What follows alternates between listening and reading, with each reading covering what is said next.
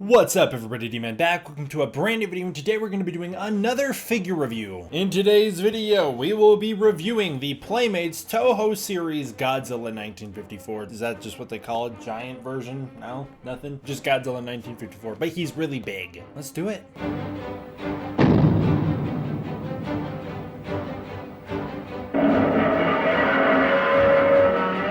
What do you think, guys? Looking clean, looking crisp, looking nice. I can move like this and you can see behind me there's not a big thing there. There's no tables over here randomly. Feels nice for me.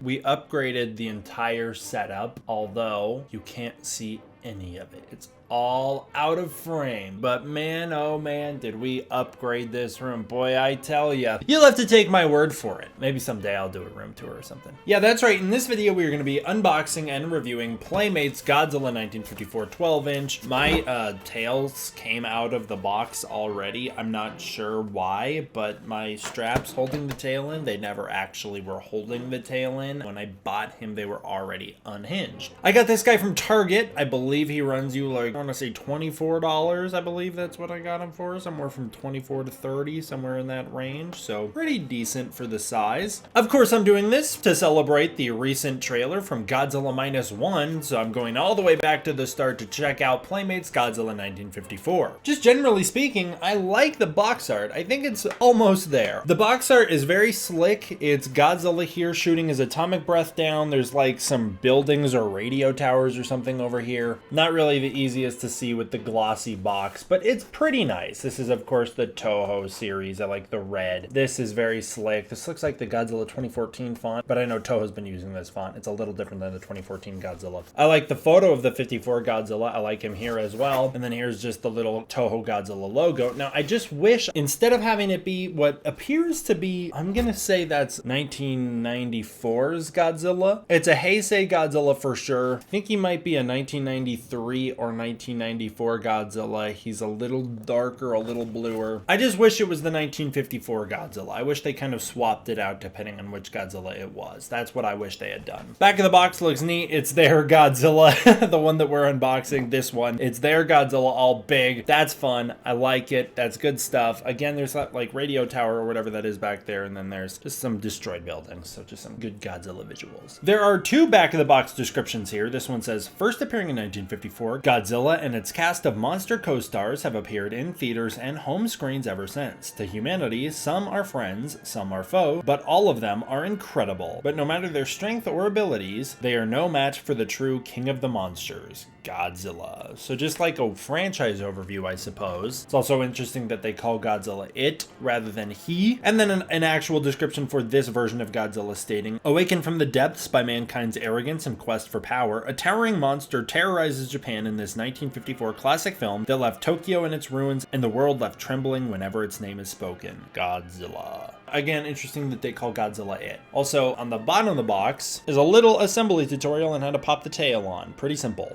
All right, without further ado, let's get this guy out of here. All right, time to do the tail test. Let's see how hard it is to get this tail on.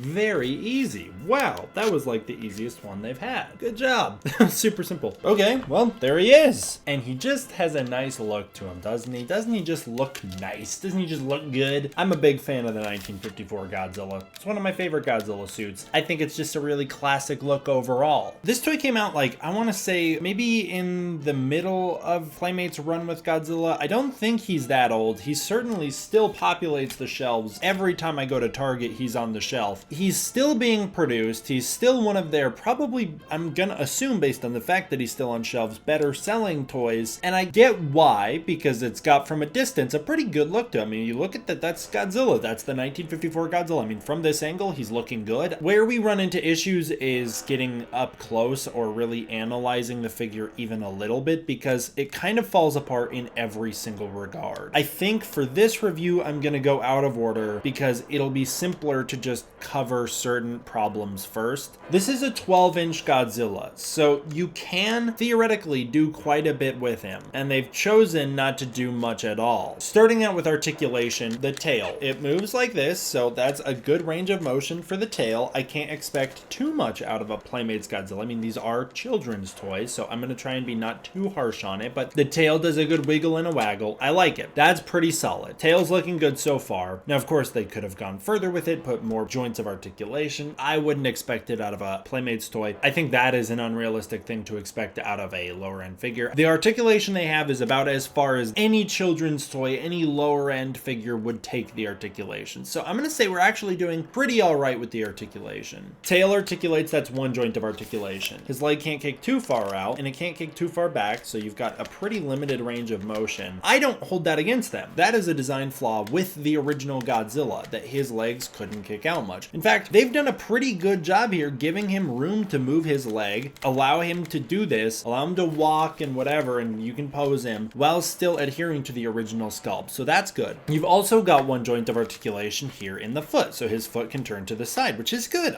That's something that not often happens. I like that they added that to him. They didn't need to do that. That's a good thing that they added. The arms can go all the way around in a 360 with no problem. That's great. His head can also turn all the way around. They've done a good job with that as well. With the articulation, we're actually looking at a decent range. We've got 1, 2, 3, 4, 5, 6, 7, 8 points of articulation on this figure. That's pretty solid for Playmates Godzillas. Like, the other Playmates Godzillas have 5 points of articulation, so 8, we're doing way better. As far as the like Derekisms, the things that I enjoyed as a kid, I can't really make his mouth pinch to make him roar. Cannot force his mouth shut, and I also can't really stretch it open. His head is very rigid, very locked, so you're not going to be able to really do that very well. And then with the tail, if you're a guy or your kid is a guy who likes to wag their Godzilla tails, don't try and force the rubber into the wagging positions, because I didn't even do anything to mine. This maybe goes back to the fact that the tail wasn't even attached at the point I bought it. And this is kind of hard to see, but do you see that like little thing that's lighting up there? It's the rubber glue peeling, where one section of the rubber tail meets the next section. They've kind of glued them together. I'm assuming it would normally be pretty seamless, but on mine I can see the glue ridge all the way around, this ring of glue all the way around on the tail here. Mine has a little bit of a peel to it, like it's coming apart a little bit. So articulation's actually pretty solid. I like the scale of it as well. I think it's a good scale for a figure. Where it runs into issues is really just the sculpt and the accuracy. Both are lacking severely. Now, this is not part of the figure comparison part of the video. I do not enjoy bringing this figure out because it makes me super nervous to hold. I've chipped him in the past very easily. This I bought as an X Plus Godzilla 1954. I believe I've reviewed him in a video before, and when I talked about him in that video, everybody was saying, that is not X Plus. It's too heavy, too bulky to be X Plus in some respects. If you guys can identify him in the comments, that'd be awesome. I don't know who made this or what his deal is. This is a porcelain Godzilla, very fragile. I have chipped his spine before, and I chipped it setting him in a shelf. I put him in a shelf at one point. It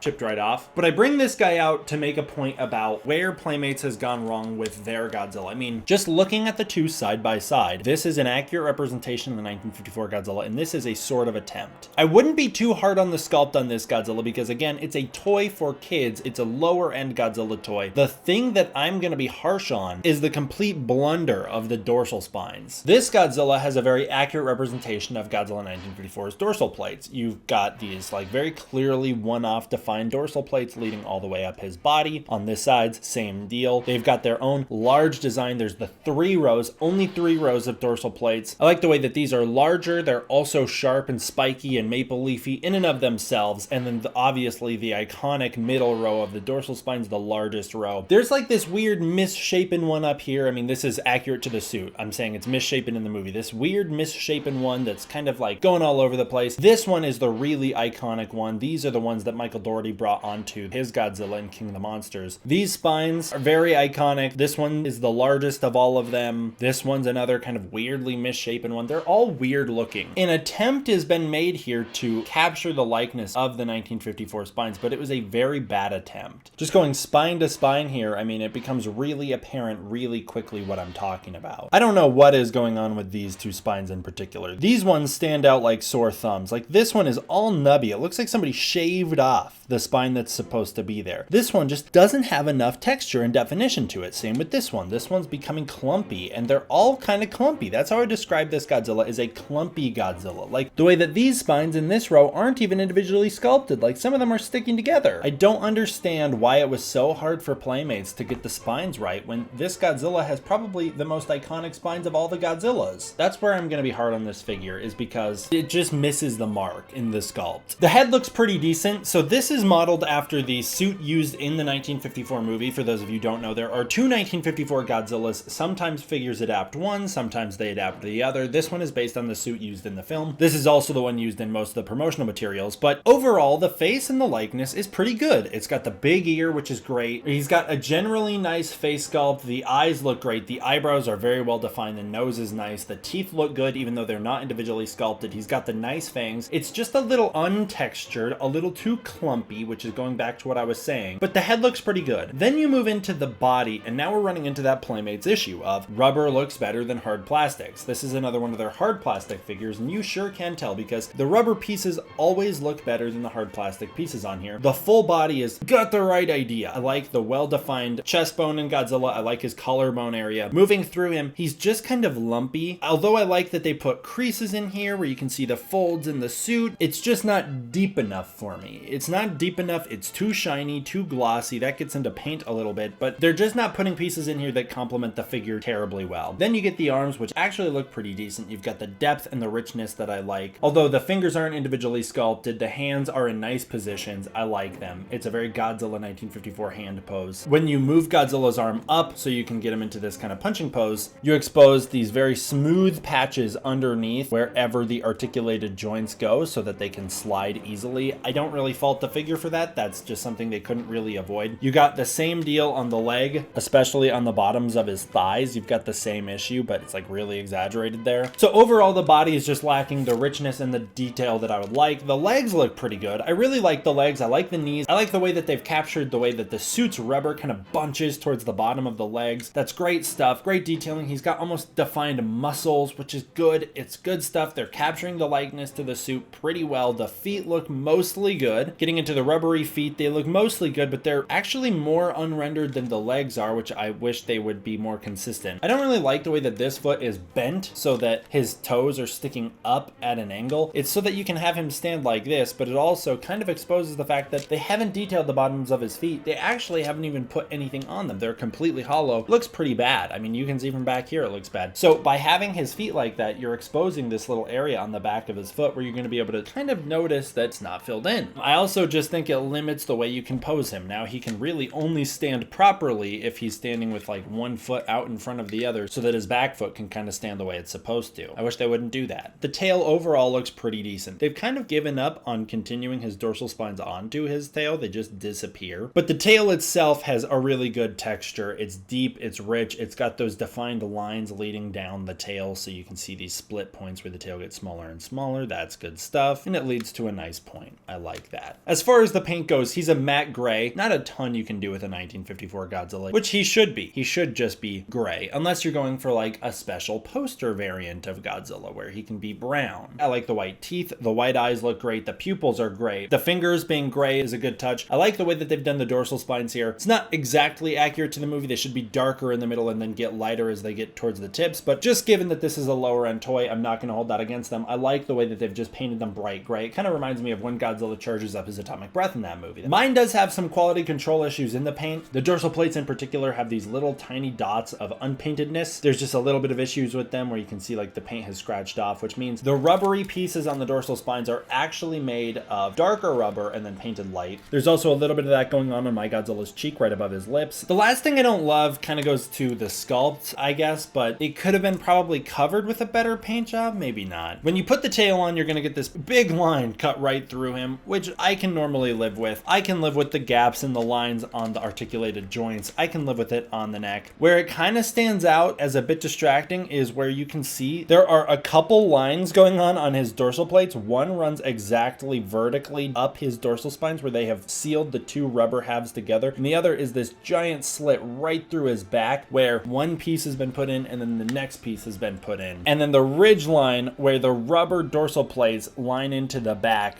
distractingly really obvious that this was placed in as a separate piece. But it's the 1954 Godzilla. From a distance, he looks good. They've done a good job generally, and so I like the figure.